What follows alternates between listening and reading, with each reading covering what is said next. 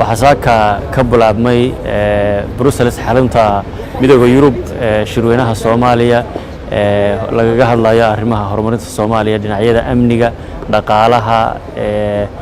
siyaasadda loo dhan yahay iyo ka soo kabashada abaaraha iyo waxyaabaha la midka oo ku xusan qorshaha qaranka ee madaxweyne qaranka iyo siyaasadihii madaxweyne Farmaajo lagu doortay shirkaas oo ay wada martigeliyeen midowga Yurub magaalada Brussels ee dalka Belgiga iyo Sweden waxa uu furmay saaka qaybtiisii hore waxaana ka soo qayb galay wadamo fara badan oo caalamka ah waxa ka soo qayb galay hay'adaha caalamiga ah ee nala shaqeeya bangiga adduunka IMF iyo hay'adaha lacagta adduunka dhamaantood waxa kale oo ka soo qayb galay wadamada jaarka aynu nahay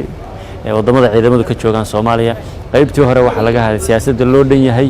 oo laga hadlay doorashooyinka 2021 dhamaystirka dastuurka iyo dib habeyntiisa dhamaystirka xeerarka doorashooyinka ee suurtagelin kara in doorasho xor ah oo hal qof iyo hal cod ay dalka ka qabsanto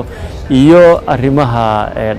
amniga oo si weyn looga hadlay iyo sidii ciidamada Soomaalidu ay u awoodi lahaayeen in ay la wareegaan amniga qaranka oo iyagu ay hantaan in ay dalka mas'uul ka noqdaan waxaan berita gali doonaa qaybta weyn ee shirka ee madaxda